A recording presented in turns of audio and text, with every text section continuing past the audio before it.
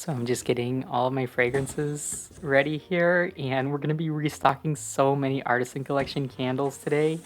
So these are some of my oils that I'm gonna be using. We have lots of them, and then my beakers. And you guys, look, this is my new kitchen. So this is the before, and then this took a year in progress to get to where we are now. And this is where I make candles. And this video marks my very first time going from this to this. A lot of it I did myself, but certain things like the cabinet painting and the backsplash I did have professionally done. And I'm so excited to be able to make candles in this space for the first time. And this video is kind of a celebration of that. This is my little shipping area as well. And oh my god, I'm so excited. So we're going to be restocking lots of Artisan Collection candles today. And these are kind of where I make them all.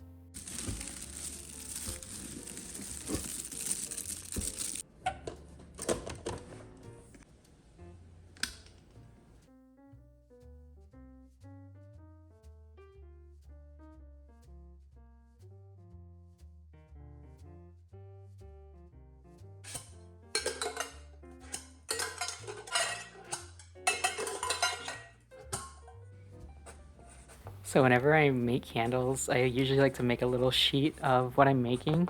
So these are all the names of the candles I'll be restocking. And then I will be preparing, looks like 190 tins.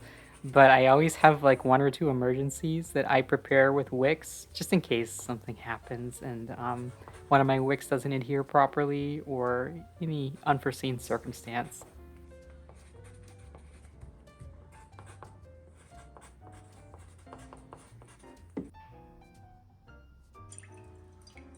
And as my DG boil heats up, I usually like to just pour out all the fragrances that I'm going to be using. And oh, the white sage and lavender is such a big hit for me with my clients, and it has been for 3 years. So yeah, I get all my oils poured out, and then I will go and finish preparing all of my jars. And usually takes a few hours for that wax to get melted all the way. And this one here is, I think this is the Autumn Leaves candle that I'm going to be restocking. And these CD14s work so well for my containers. The 8-ounce tins that I get from Aztec or the Flaming Candle. And just kind of showing you all my little setup area. And yeah, this is a process that definitely takes like half a day to make this many candles, but it can be so fun and relaxing. And what I usually try to do is get 2 pitchers going at once. So if you're kind of an advanced candle maker, it can be useful to be able to stir 2 pitchers at the same time. It just saves you a little bit of time there. But if you are more of a beginner, I would not recommend this at all. So I try to get my first one at like 187, 189. And that way, by the time my second one is done being filled, they're both usually within a couple of degrees of that 185. It's funny because the DG boil says that it's 185 on the little, you can see the red light, but it's actually more like 187 to 189, I've found. So they do tend to measure not quite always accurate to what they are, just like the Presto pots. So this next one I'm going to do is the blueberries for breakfast, which is a 50-50 of blueberry cobbler and blueberry cheesecake by Candle Science. And this one's in my Artisan Collection. Just gonna wait for these to get a little bit cooler, and got 2 degrees to go. I'm like to be very precise, pretty much within a degree or 2 to that 185. And while we wait for those to cool, here's a look at what we've done so far. So in the back, this is Raise That Shit, which is white sage and lavender by Candle Science.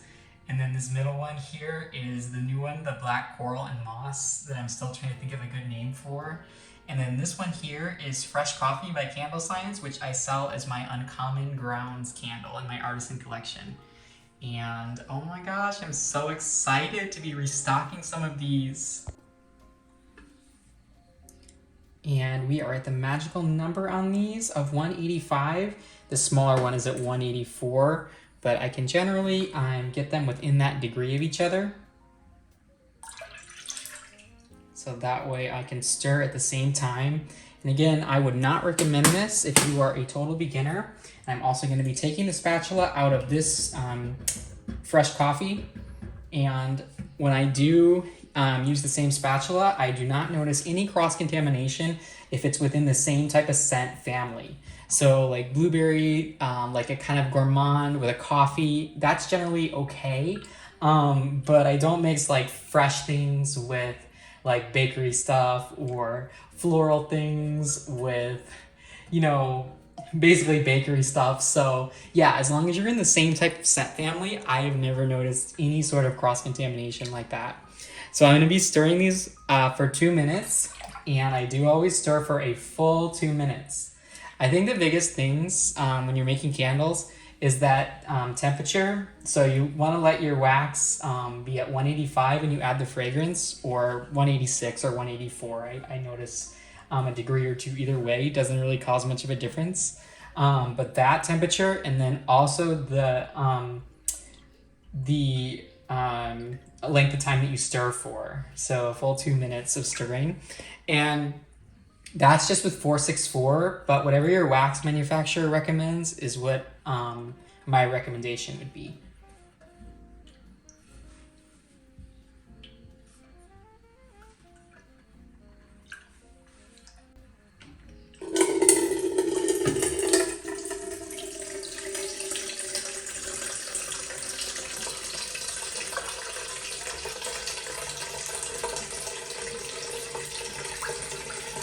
Pour the uncommon grounds now, and these candles I do find with the 464, 135 to 145 is generally what I pour at, but that is not as particular as like when you're doing the fragrance stirring and the temperature that you add your fragrance at, and that stirring for 2 minutes. That is what I find to be the most particular. So this one is in my Artisan collection, and it is a pretty popular candle. This is my only year-round coffee fragrance.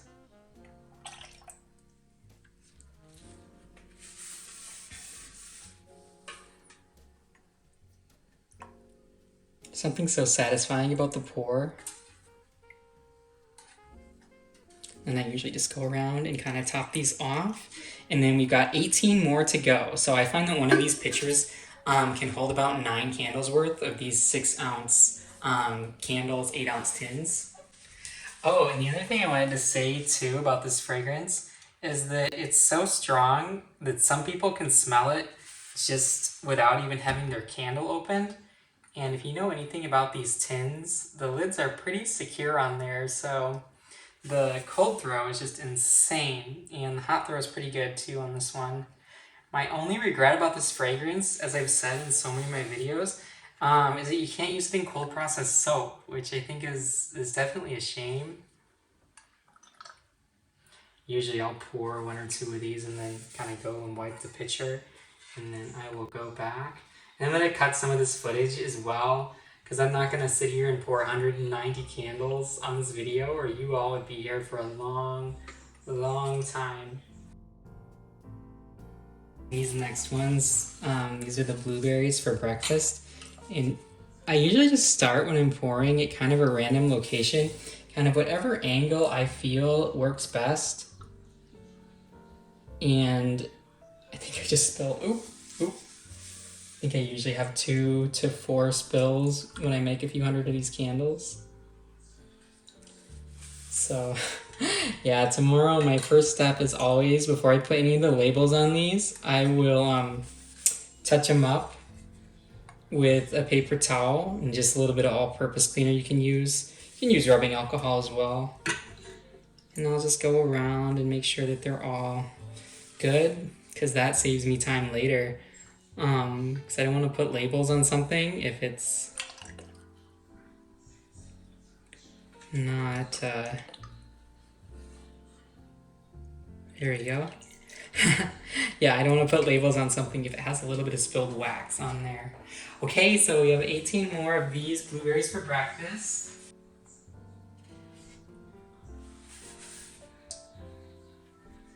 usually try to make little post-it notes so that I know what I have put where. Saves me so much trouble the next day.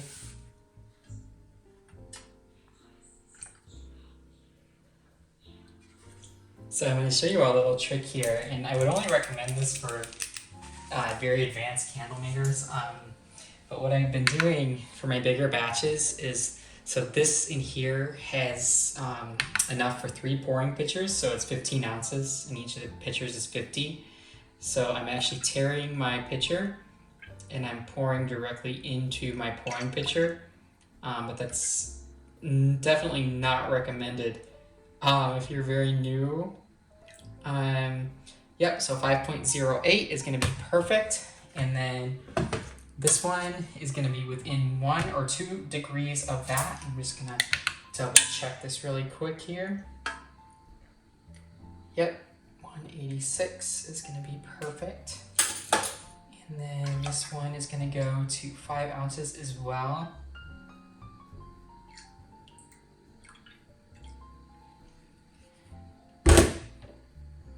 Alright, and then these two I'm going to stir. Whoa.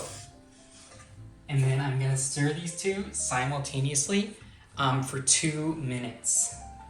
And again, this is a strategy that I've been using as I've scaled with my production, and I have not noticed any difference whatsoever. And I always, as you all know, just testing ridiculously all my candles. So yeah, so I'm so happy to.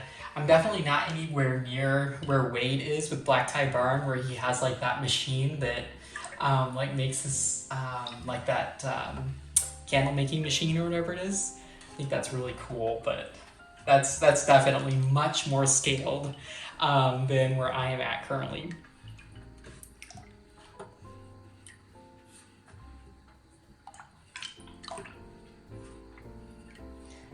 But I'm all about taking things slow and in your own timing. I think that's so important. We live in a culture where we're always trying to race to the finish, and candle making to me is being in touch with myself and experiencing peace and tranquility.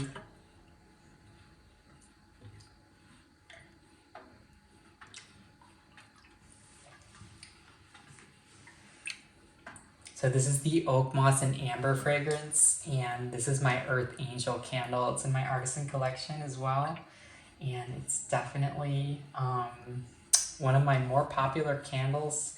Very strong thrower. You definitely don't need 10% of this fragrance at all.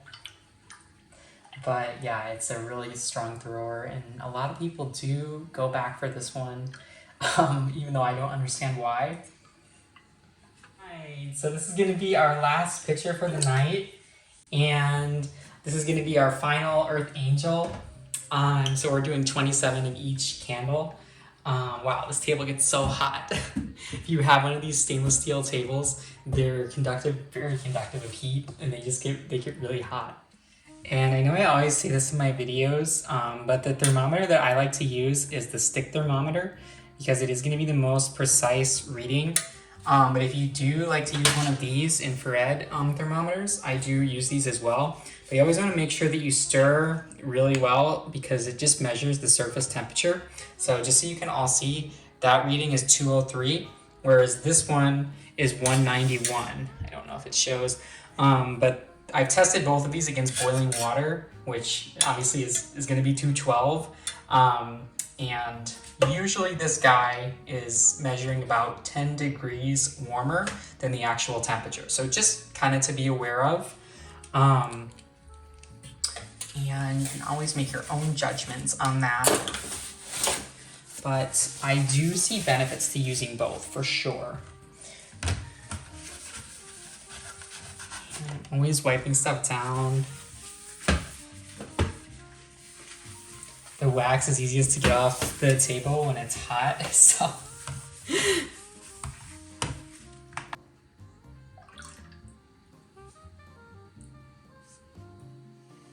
So we're down to the final 9 pictures. So we've got the 3 Earth Angel pictures, 3 of the singing bowl, and then 3 banana breads. Yay! I'm so excited. This whole kitchen is just filled with candles. I don't know if you can really see, but there's 190 candles that are going to be in here. Just pouring the singing bowl candles here. This is one of my all-time favorite scents. This is the Egyptian Amber by Candle Science. And this is one of the first ambers that I fell in love with. Now, my favorite amber fragrance of all time, and also my favorite fragrance of all time, most of you know, is Ambra by Stone Candles. But this is a really good budget-friendly amber fragrance. You do need to definitely cure these candles longer with this fragrance. But after, I would say like 3 or 4 weeks, you're gonna get a pretty good hot throw. Even with the 464, I would say. If you have the luxury of more space, you can definitely be able to do this easier. But it's kind of always a balancing act for me. You can hear my printer, I think, in the background. But yeah, I'm so grateful for my kitchen the way it is, because this whole renovation was funded by my candle business. And I think my printer's out of paper. I don't know if you all could hear that on the video. I love the picture that I used for this candle as well. So yeah, as I start getting less in the pouring picture, I get further and further to the back. And then it's just easier to get those last ones in the back. Yeah, it's definitely easier if you have the jars closer to you. I don't have the luxury of all the space. So you just kind of get some arm muscles, and it gets easier the more you practice. I guess I have 28 here. I'm like, why do I not have quite enough? But yeah, must have miscounted this one.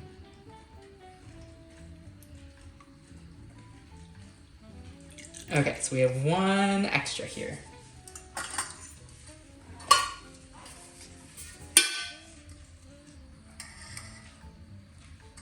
Just move on these guys up.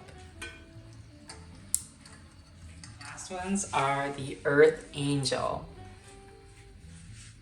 And as I think I said earlier, this is not one of my personal favorite scents, but there are a lot of people who really like this fragrance.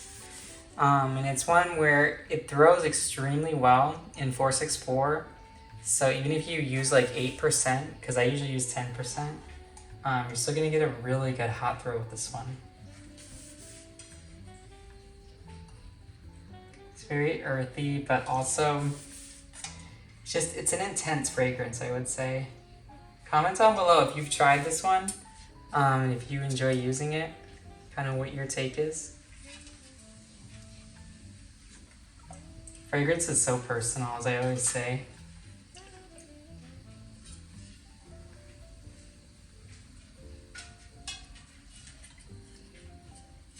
And then I just go right back through and kind of top the ones off that are a little bit less full. Usually start at the front here when the pitcher is the fullest. And I never fill these pitchers with more than 50 ounces of wax. I think to me that's like the max fill, even though they don't look very full, because if you do, it's so easy to just kind of get it everywhere.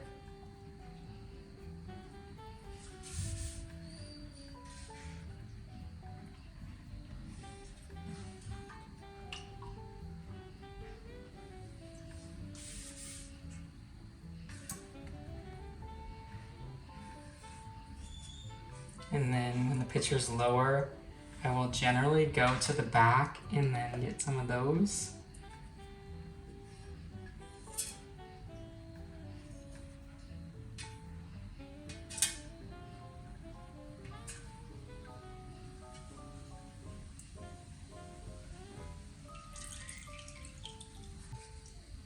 I love having the windows open when I do this.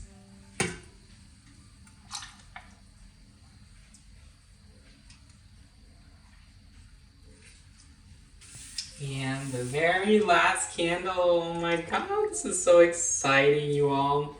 My newly renovated kitchen.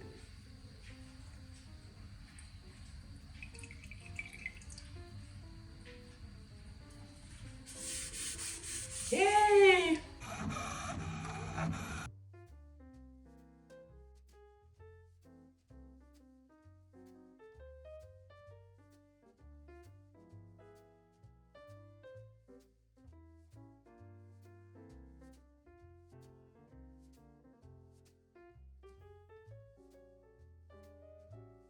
And I just wanted to show you all the next day. So the 464 does leave me with pretty smooth tops, which definitely is nice. And I think that pouring between that 135 to 145 does tend to help. And then just making sure that you're getting your fragrance oil mixed in at 185. But that's really all I can say. And sometimes it doesn't work out this well, but sometimes you just have to use the heat gun or creme brulee torch.